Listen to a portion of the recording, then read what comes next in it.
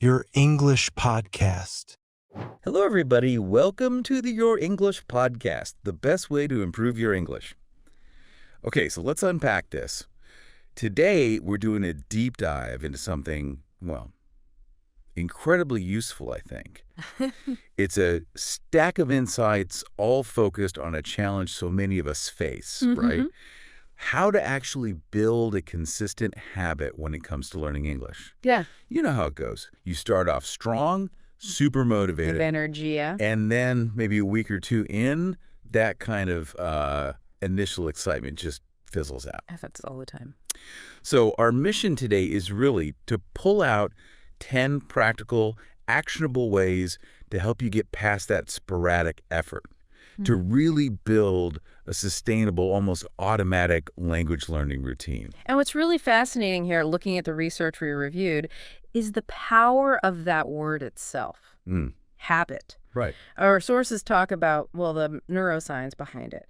When something becomes a habit, it actually shifts in your brain. Okay. It moves away from using that conscious high-effort part, the prefrontal cortex. To the more, let's say, automatic part, the basal ganglia. It basically automates the learning. So it's less effortful. Exactly. It stops being this constant battle of willpower, you know. It becomes something your brain just does, almost without thinking. Like brushing your teeth. Precisely. Or your commute. You don't agonize over those choices every day. Right. Imagine applying that same sort of cognitive ease to learning a language. It turns it from maybe something you dread Yeah. into just a natural part of your day. Effortless. That shift from conscious effort to automatic, wow, that really does sound like a game changer for anyone struggling with consistency. It is. So where do we start? How do we build this powerful habit? The sources we looked at, they all point to one foundational first step. Set clear, SMART goals. Seems obvious, maybe. Kind of, but the material really hammers home why it's so critical. If you don't know exactly where you're going, how can you map out the best way to get there? Makes sense. And the SMART method, our sources detail this. Make sure your goals are specific, measurable, achievable, relevant, and time-bound. Yeah, the acronym helps. It really does. So it's not just, I want to learn English. That's too vague. Right. It's more like, I'll learn 10 new vocabulary words every day, or I'll commit to 15 minutes of speaking practice daily. Concrete, trackable things. Yeah. Gives your brain a clear target. And that clarity, that's exactly what makes them stick. The research really points to the psychological boost you get from turning a fuzzy wish into something concrete. Okay. And our sources also stress, just setting the goal isn't quite enough. You need to record it. Write it down. Yeah, write it down. In a diary, an app, whatever works. Yeah. It makes the commitment feel more real, external, Got it. and even more powerful, tracking your progress Oh. using charts, checklists, anything visual, seeing how far you've come. That creates this really strong feedback loop. Motivating, right. Totally. Mm-hmm. It's not just satisfying. It actually releases dopamine in your brain, which reinforces the behavior, makes you want to keep going. Huh. Interesting. And one more thing the material suggests. Review and adapt your goals as you go. Okay, so they're not set in stone. Not at all. Your learning journey changes, so your goals should stay relevant to where you are now. Yeah. So yeah, clear goals aren't just wishful thinking. They're like your compass. Right. They actively guide and motivate you. That visual feedback idea, yeah, I can see how motivating that would be. Okay, so clear goals are set. What's the next step in building consistency? Our deep dive shifts to the how, creating a daily routine. The insights here really focus on the power of just doing it every single day, repetition, and embedding it into your schedule. Exactly, making it non-negotiable, like any other important appointment. Right. And the key thing here isn't always about finding huge blocks of time. That can be daunting. Yeah, who has hours to spare every day? Right. It's more about weaving English into the existing rhythm of your day, integrating different bits, vocab, grammar, listening, speaking seamlessly. Okay, how? Well, one technique highlighted in the material is microsessions. Micro sessions. Yeah, like short 5 to 10 minute bursts of learning, sprinkled throughout the day. Oh, okay. Like, Imagine reading a short English news article while your coffee's brewing, mm, or listening to an English podcast on your commute, or while you're doing chores. right, using that downtime. Exactly. These small, consistent efforts, they really compound, much more effectively, often, than one long session once a week. That makes sense. And simple things help, like setting reminders or alarms on your phone. Just a little nudge to keep you on track. Yeah. So a solid routine, it really does transform those random efforts into systematic, almost, inevitable practice. Okay, routine is key. And building on that idea of constant contact, our sources really push another idea, going beyond just scheduled study time, which brings us to number 3. Immerse yourself in an English-speaking environment. Ah, yeah, immersion, big one. It's basically maximizing your exposure, Right. right? Making English just around you all the time. Pretty much, surrounding yourself with it. And the material gives a really simple but powerful first step. Change your phone and computer language to English. Yes. It sounds small, but it provides this constant, low-effort exposure. You just see it all the time. Right, it becomes normal. You can get really creative here. The research talks a lot about using media. Like movies and TV. Yeah, watch movies, TV shows, maybe start with English subtitles, then try without. Yeah. Read books, news articles, even just browse online forums in English. Okay. And what's surprising is the power of passive learning, too. Passive learning. Just listening, English music, podcasts, even if you're not actively trying to translate every single word, your brain still absorbs the rhythm, the common phrases, the sounds. It builds intuition. Interesting. And our sources also point to online communities, language clubs, social media groups. They create this kind of virtual immersion bubble. So you're constantly seeing and maybe using English. Exactly. And a more tangible idea, create a language corner at home. A language corner. Yeah, like put up some English posters, maybe some notes with new words. Keep your English books there. Make a physical space dedicated to it. Huh. That's a cool idea. It all adds up. It's not just about learning words. It helps you start actually thinking in English over time. Thinking in English. That's the goal, isn't it? Okay, that language corner is neat. And naturally, in today's world, we have to talk about strategy number 4, leveraging technology and apps. Oh, absolutely. Can't ignore tech. Our deep dive makes it clear. Apps have really changed the game for language learning, made it simpler, more accessible. Totally. And the material we looked at mentions some of the big ones. Duolingo, Anki for flashcards, Memorize, Quizlet. Right. Lots of options. And they're not just digital flashcards anymore. They often use smart algorithms, spaced repetition, things like that to help you learn vocabulary and grammar really effectively. But what's really powerful, and our sources highlight this, is gamification. Making it like a game. Exactly. Points, streaks, leaderboards, immediate feedback. It's not just fluff.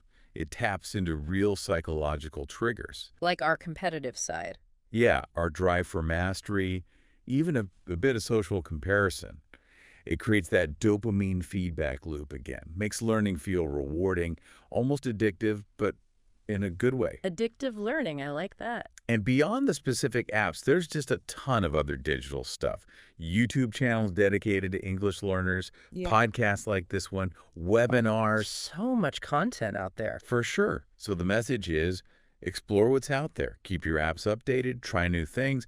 Technology makes learning convenient, yes, but also really interactive and, crucially, motivating. It really is amazing how engaging tech can make learning. Okay, but a lot of these tips focus on input, right? Reading, listening, using apps, our sources were really clear that a habit isn't complete without output. Absolutely essential. Which brings us to what many say is the most crucial skill. Practice speaking every day. Yes. Number 5. Yes. This is where it all comes together. Why is it so vital? Well, speaking actively solidifies what you know. It builds fluency, helps your pronunciation. It makes the language real. But what if you're shy or don't have anyone to practice with? That's the common hurdle. It is. But the sources suggest starting simple. Self-practice. Like talking to yourself. Yeah, talk to yourself in the mirror. Record yourself speaking. It might feel a bit weird at first. Definitely awkward. Yeah, maybe. But it's incredibly useful for hearing yourself, identifying areas you need to work on without any pressure. Okay, good point. And, the fear of making mistakes is huge for so many learners. Oh, yeah. Paralyzing sometimes. But the material really stresses. Mistakes are not just okay, they're necessary. That's how your brain learns and adapts, that whole neuroplasticity thing. Right. Learn from errors. Exactly. And when you're ready to talk to others, the sources point to things like language exchange partners. Apps for that too, right? Yeah, platforms like Tandem, Hello Talk. They connect you with native speakers who want to learn your language. It's mutual practice, real conversation. Nice. And other techniques help too, like role-playing different situations, ordering coffee, asking for directions, builds confidence for specific scenarios. Or the shadowing technique, repeating what a native speaker says right after them, trying to match their intonation, rhythm, flow. It's amazing for pronunciation and sounding more natural. Oh, interesting. So the bottom line is, daily speaking, even if it's just a little, transforms that theoretical knowledge into a practical, usable skill. It's where the language comes alive. Making it come alive. I like that. Yeah. Okay, so speaking daily is crucial. And while you're immersing in speaking, our sources point to another powerful tool for consolidating learning. Written reflection. Yes. Strategy number 6. Keep a language diary. A simple but effective one. What's the main purpose here? It sounds basic. Just record your thoughts in English. But doing that forces you to actively pull out words, structure sentences, apply what you've learned. It helps analyze and cement the knowledge. So it's active recall. Exactly. And the material gives some good tips for doing it effectively. Don't worry about writing a novel. Okay. Focus on simple sentences. Try to deliberately use new words or grammar points you're trying to master. Makes sense. Target practice. Yeah. And the self-correction part is important too. Go back and reread your entries later. Look for mistakes and try to fix them. That reinforces the correct forms. Like being your own editor. Kind of. And make it a habit, like we talked about, maybe a few minutes each morning or evening. And a clever tip from the sources. Ask and answer questions to yourself in the diary. Oh, like what? Anything, really. What I learned today. What challenges did I face? What am I grateful for? Answering in English pushes you to use different structures. It's like having a silent conversation partner. That's a neat idea. A silent conversation. It really fosters that self-analysis, reinforces vocabulary, and, seeing your entries pile up is also motivating. You see your progress. Yeah, tangible proof. Okay, internal dialogue on paper. Great.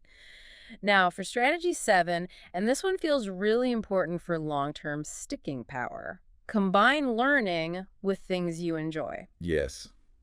The pleasure principle. The core idea, and it came through so strongly in our sources, is that English learning shouldn't feel like punishment. It should be enjoyable. Absolutely. Because if it's fun, you're just way more likely to keep doing it. Simple as that. So how do we do that? Well, the research talks about linking learning to things you already love. Effective learning, it's called. So instead of thinking, I have to study, think, how can I bring English into my hobbies? Right. Love video games. Play them in English. Enjoy cooking. Find recipes in English. Watch your favorite YouTubers or shows. Read books you're interested in. But do it in English. Turn entertainment into learning. Exactly. It shifts from passive watching to active, joyful learning. And the material gets really interesting here, suggesting combining English with creativity. How so? Try writing stuff in English. Short stories, poems, essays, maybe even start a blog about your hobby, but in English. Ooh, that's taking it up a notch. It taps into a different part of your brain, makes the language feel like yours. And for music fans, listen to English songs, look up the lyrics, try translating them, memorize your favorite lines. Yeah, that's a great way to pick up natural phrases. Totally. It's low pressure, absorbs vocabulary and rhythm. The point is, the pleasure you get from these activities isn't just a nice side effect. It's the fuel. It keeps you going when things get tough. Making it fun makes it stick. Got it. Okay, but learning isn't always a solo activity, right? Yeah. Strategy number 8 brings in other people. Use social and language communities. The power of connection. Our sources really emphasize this. Learning with others, sharing the journey, it's a huge motivator and gives you real practice. It really does. The benefits are massive. The material encourages finding language exchange partners, like we mentioned. Right, through apps and websites. Yeah, it's win-win. You help someone, they help you. And you can organize other things too, online meetups with other learners, discussion groups, maybe role-playing sessions together. So creating your own practice group. Exactly. And what's really valuable here, highlighted in the sources, is the feedback loop you get from others. How does that work? Talking about your challenges, your successes, getting corrections or suggestions from peers or native speakers. It provides support, clarifies things, gives you new ideas. Normalizes the struggle, maybe. Perfectly put. You realize you're not alone. And it celebrates the small wins together. And crucial advice, don't be afraid to ask questions. Yeah, even basic ones. Especially basic ones. Everyone in a learning community is on a similar path. Asking questions helps everyone. So yeah, social interaction gives you that vital practice and keeps motivation high. You feel part of something. But that sense of community, yeah, very powerful. Okay, strategy number 9. Let's talk about using the rule of small victories and rewards. Ah, yes. Breaking it down. This taps right into motivation and habit formation, doesn't it? The idea is simple. Every little win, no matter how small, makes you want to keep going. It's absolutely critical for keeping the momentum going long term. The material really pushes breaking down big, scary goals. Like become fluent. Exactly. Into tiny, manageable steps. Instead of master grammar, maybe it's understand the present perfect tense by the end of the week. Much less intimidating. Way less. And easier to actually start. Our sources consistently show these mini goals work better. And then the reward part is key. Rewarding yourself. Yeah. When you complete one of these small goals, give yourself a little reward. A short break, listen to a song you love, a piece of chocolate, whatever works for you. Pavlovian conditioning for English. Huh. Sort of, yeah. It creates a positive reinforcement loop. Your brain learns effort, pleasure. Okay. And the research also recommends tracking these wins. Remember the progress charts we talked about? Keep a success diary or chart. Visually seeing those check marks, those completed tasks. It's psychologically powerful. Builds momentum. Exactly, like a snowball rolling downhill. Each small win adds to it, makes it bigger, faster. It fuels your enthusiasm and makes consistent practice feel good, feel achievable. The power of small wins. Love it. Okay, finally, our 10th strategy. This one feels like it ties everything together. Regularly evaluate and adapt your methods. The meta strategy almost. Right. Our deep dive showed that reflection is essential. You have to constantly check in. Is this actually working for me? What needs tweaking? Exactly, because what works brilliantly for one person or worked for you last month might not be the best fit now. Learning isn't static. Not at all. So looking at the bigger picture, periodically reviewing your goals, the methods you're using, the results you're getting. Yeah. It's non-negotiable for optimal progress. So asking yourself tough questions. Yeah. Are you hitting your targets? Is that app starting to feel boring? Are you avoiding speaking practice? Be honest. And then what? Then make changes. Try a different app. Find a new speaking partner. Adjust your goals. Set new tasks. It ensures you keep progressing, keep moving forward. It's like course correction. Precisely. Learning a language isn't a straight line. It's a journey with twists. Continuous self-assessment is your compass and your map, helping you navigate effectively. Oh. Be your own coach. Keep refining your approach. Be your own coach. I like that. Okay, so just to quickly recap this deep dive on building that English habit. We started with the foundation, setting those clear, smart goals, then building a daily routine, maybe using micro sessions, immersing yourself fully, changing phone settings, using media. Right. Leveraging tech and apps, gamification. Absolutely. And that crucial daily speaking practice, even if it's just talking to yourself. Don't forget the language diary for consolidation. Right. And making it fun, combining learning with passions, plugging into communities for support and practice. Celebrating those small victories with rewards. Yes.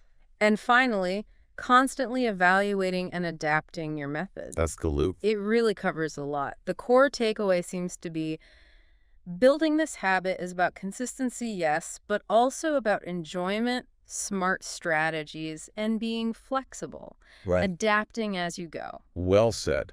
And maybe this raises a final important question for you, our listener, to think about. Okay. Beyond these 10 specific ideas for English, think about the underlying principles we've discussed. Setting clear goals, building routines, finding joy, getting support, self-assessment. How might these apply to other areas of your life? Anywhere you want to grow or build consistency. Fitness, learning another skill, personal development. How can you take the habit architecture we talked about today and apply it more broadly? That is a great question. Taking these powerful principles beyond just language learning. Fantastic thought to leave everyone with. Thank you so much for joining us on this deep dive. We really hope you take these insights and start building or strengthening your own English learning habit. You can definitely do it.